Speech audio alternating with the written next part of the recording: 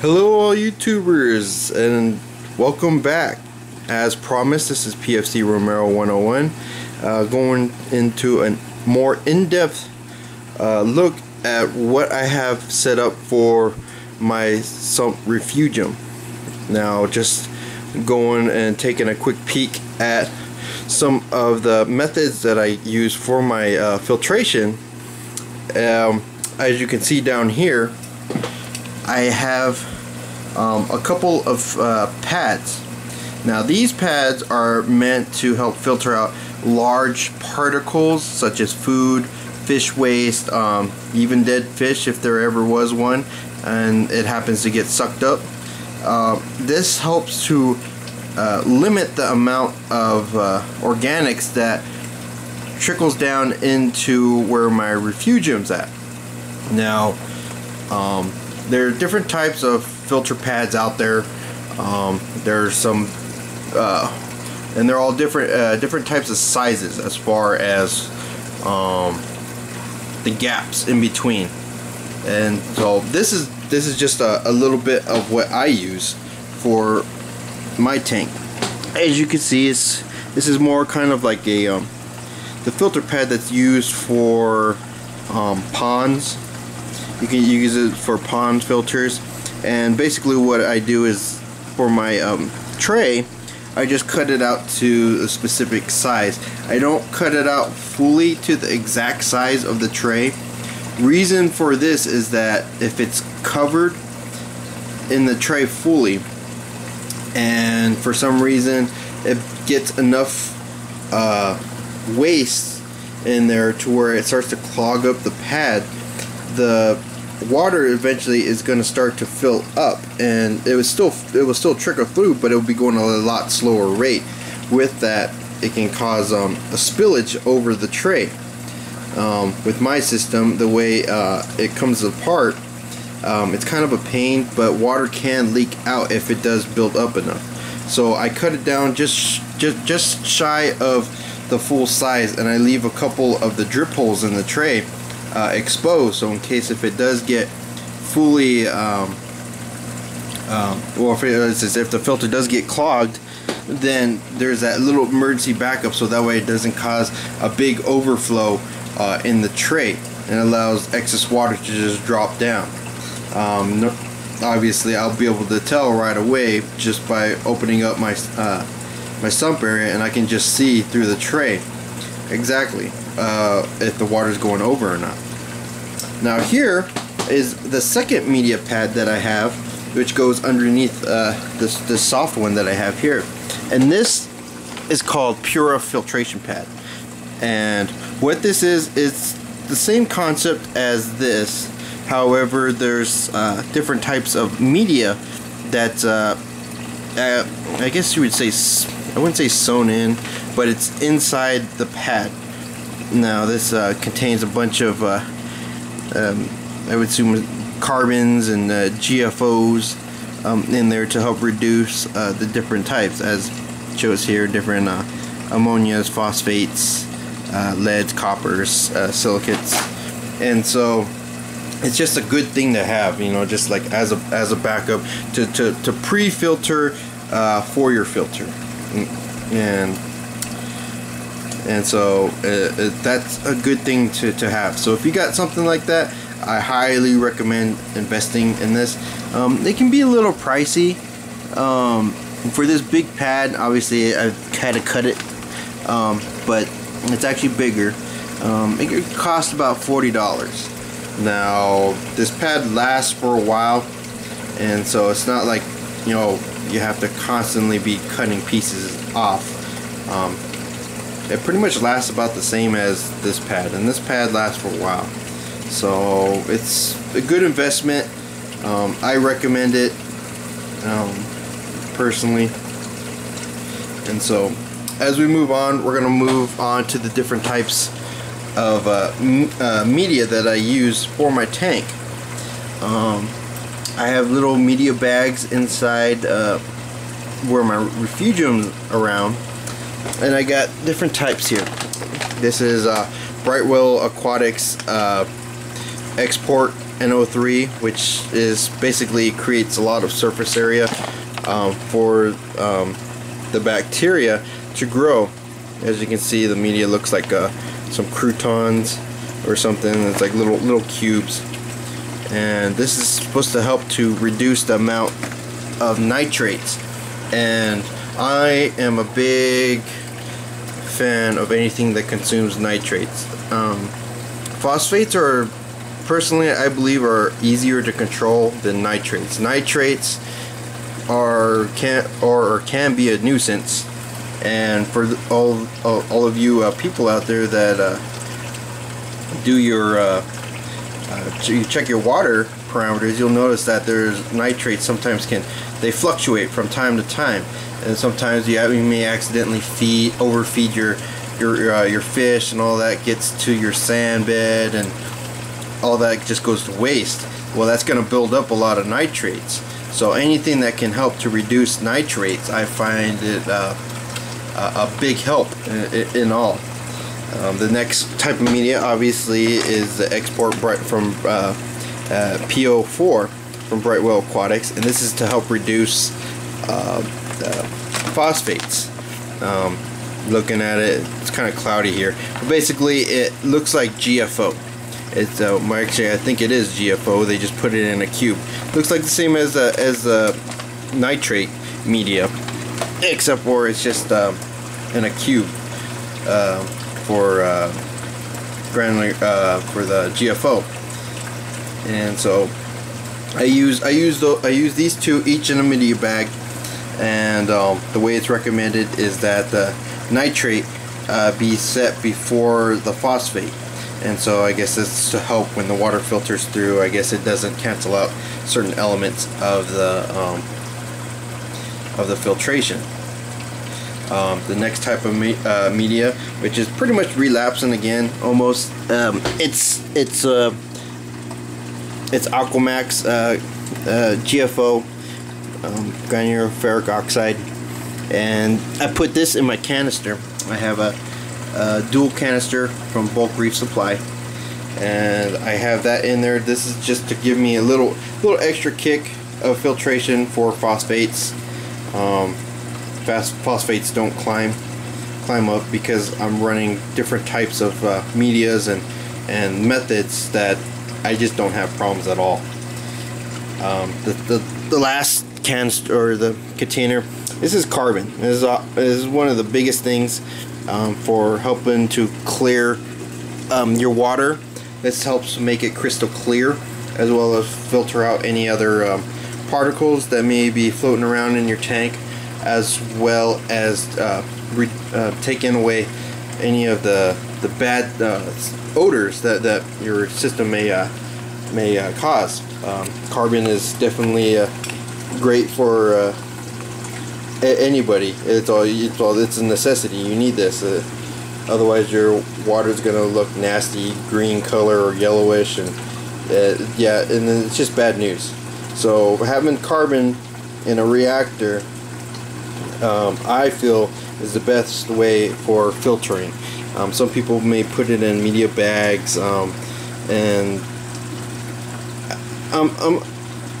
you can do it, but I don't believe that you'll get the best filtration unless you have water directly pouring over the carbon.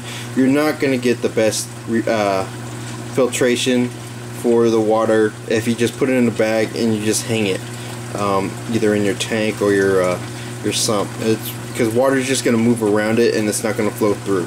And that's definitely what you want when it comes to your media, is you want water flow to be going through your media. Okay. Now, here, this is a brand new edition, and so don't ask me yet for results. I just barely installed this about 2 days ago. This came in. This is a biopellet reactor from Reef Dynamics, and this is a recirculating biopellet reactor. And so this biopellets are basically almost the same as the Brightwell Aquatics nitrate and phosphate remover. They kind of do this. They do the same exact concept, and what it is that those different types of bacteria that grow to reduce and eat those organics of the nitrates and phosphates grow in this cylinder tank, or this tube here, and they grow on the biopellet surface, and that's basically forms of sugar that's been created from different types of elements. I would probably say like beer foam, and so it's been created in this pellet form. And so these critters, they grow on this and they feed off those organics, and then these biopellets are like, it's food for them, and so it's rich in like sugars and carbohydrates. However, with this, it's important that you have a protein skimmer if you're running this, because it will create some film that can go out and actually cause algae blooms if it's not controlled. So having a protein skimmer is necessary for if you're going to run a biopellet reactor. And I'm going to get into different videos more in depth of the equipment and the reason why I chose this specific equipment and reviews. So if I'm going too fast and you want to know more about certain things and stuff, please just feel free to ask. I do plan on making videos of these items individually and talking a little bit more about what they do and what I you know, in my opinion, why you should have them. Now, as you can tell here, this is my sump, and so I have it hard plumb coming down, and it's going down through one hole. And this first stage right here, located right here, is just basically to kill off any of those micro bubbles that may be forming. From here, it just rolls off into the filter tray that I have those two pads in. I have the soft pad on top and then the media pad underneath, and underneath that I have some of that a bag of the Kent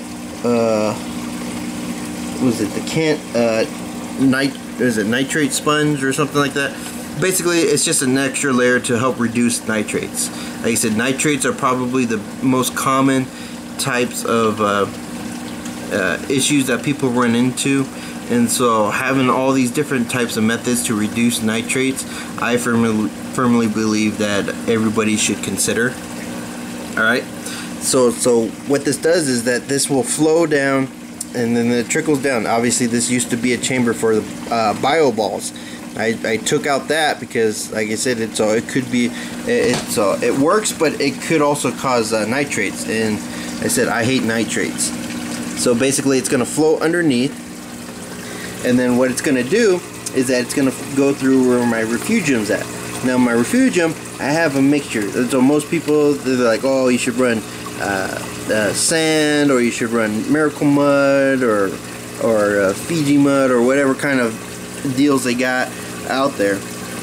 What I did was I actually layered the first bottom with the Fiji mud. Now some people say it doesn't work that as good, so what I did is I used that because first to just kind of establish the grounds for, you know, if you were to dig up mud, it would be the best representation of what would be in the ecosystem.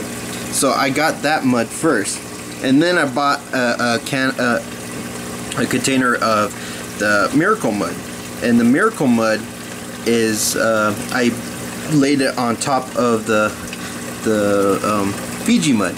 This is to give me the best of both worlds, and so this is to help create elements like trace elements and different types of things that may deplete in your tank from your corals consuming. This will help to replenish it, and all you have to do is over time, eventually the mud will deteriorate, and they have little booster packs that you can purchase, and then you just top it off.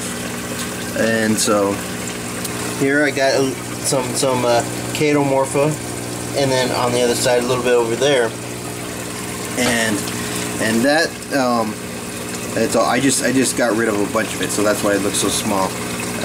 I got rid of some of that, but I actually upgraded my little light here.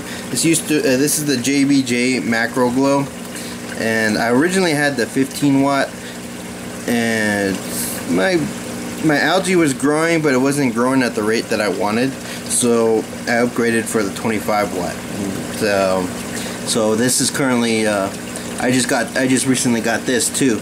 So a lot of this some of this equipment that I just recently got because I didn't have the money to upgrade. So I will be selling my 15 watt on eBay. So I plan on doing that. And so there's a yellow tang in there. I'm actually gonna sell him, just because I gotta. When I got him, I actually got another yellow tang, and he was just beaten up on the other yellow tang. And the funny part is the other one is like twice his size, but he was just being too aggressive, and so yeah, so I just, you know, I put him in here, and so I have them listed on Craigslist. So I've had a couple inquiries for them. I haven't gotten back to the people yet, so they'll probably pick him up. So he's gonna be going to a good home. Here, the way this sump was set up, obviously it was meant to be a wet dry trickle filter. Due to that, right down here, this little lip of acrylic is not very tall, and so though I'm getting a lot of flow over, I still wanted to fill up the sump at a higher level. With that being done, right there, the acrylic goes down, and so there wasn't a lot of top flow, and so I was getting a lot of the organics and everything that was just sitting up on top, and so my refugium really wasn't doing a great job of filtering out that. I do to fix that issue. I went out and I just bought a little filter, just a, what was it, Aqueon Quiet 10 or whatever it's called. This is just to help filter out and disturb the top surface of the water, as you don't want to put a pump in here, because obviously it's going to blow that miracle mud and all that stuff around, and then you're going to get a cloudy tank. So you can't do that. So this is just my top my solution for this right now. I do plan on getting some acrylic and eventually draining this and using that acrylic glue and creating a kind of like an overflow here, so that way I don't have to worry about the top flow being stagnant, and so that way it will drop down. Here I have a bunch of sponges. They're really dirty, so I need to clean that out now. I'll have to shut down my entire sump and everything like that, so that way I can get down there and take care of that. But I have those sponges just to help just reduce any of the muds and everything from clouding my tank. And then from there it goes into the second, or the final stage, which has my my protein skimmer. It has my protein skimmer as well as my pump which leads my return pump that leads to my tank. I also have my UV sterilizer. This will help to kill off any parasites that may somehow find its way into my tank. And then from there the one portion goes into my tank, the other portion goes into this chiller that I have underneath here. And now this is a was it Delta? This is an Aqualogic Delta Star chiller. However, where I have it in my tank and the way my apartment is, we get a lot of airflow and such. So everything stays really cool. Running naturally without the chiller, my tank doesn't get any higher than 80 degrees. Normally it's on average I sit around between 78 to 79 in my apartment for the tank water. That's normally the temperature that it stays at. It can get a little colder during the winter months. I had a heater, but it broke, so I gotta replace that, but I got plenty of time for that. So that actually stays off, so I can save money on that because I really don't need it. I probably definitely will need it when I move to Nevada, but it's as far as the system, I don't know. I'm not a big fan of it. I know these are premium chillers, but I'm just not a big fan of it. There's just too much stuff because it has to be connected to this controller located over here, and it has a bunch of probes that recognize the heat that connects to the heater and the chiller. And the probe, it just activates the heater and chiller when they're needed. But it's I don't know, like I said, I'm just not a big fan of it. I just prefer the other chillers where you just set it up to the degrees that you want it to kick on, and then it'll turn off a couple degrees later. It's all that, and I also have my controller, my Apex controller that controls the temperature as well, so it can shut off and turn on the different types of what you call it, my heater and my chiller. And then off to the right here, this is my auto top off reservoir, and this is 5 gallons. This was custom made by a gentleman. What is it? I'm trying to remember the manufacturer's name. It's like EA Aquatics or something. This 5 gallon, he has it all etched out and gives you the readout of 5 gallons. I like it because it came with the little lead, and then it also has a couple pre-drilled holes that you can put your pumps in. For auto top off pump, I'm running the Tunzi osmolator right there. That one, one of the premium auto top off systems that you can get, because it runs off of 2 different technologies. For the auto top off, it runs off of an electric eye, which is the primary, which sets off the water when it gets below a certain point, and then there's also and it stops obviously when it rises.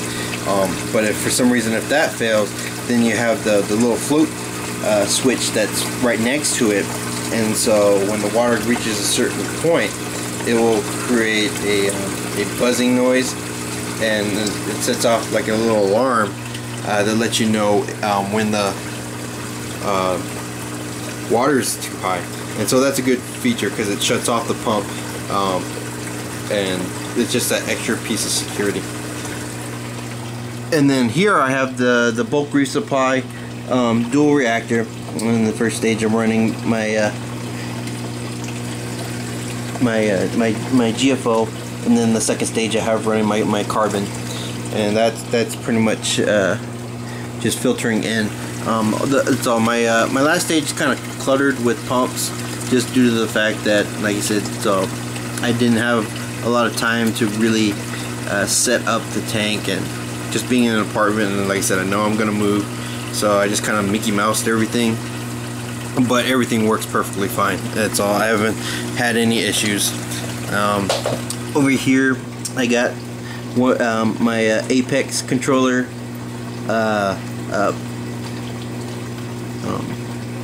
the power for the power strip, and that basically allows me to control on my computer or on my iPhone or even the display unit. I can shut off systems in here when I need to, like say for instance my protein skimmer, and instead of just pulling the plug or toggling with the gate valve to lower the water, I just shut it off, and then it's already preset. So I just go, I empty out the water and any gunk that may be collected, and then when I set it back on, I just turn it back on and it fills up to the proper level, and then whatever water is needs to get replaced is obviously done through my auto top off. So it's nice,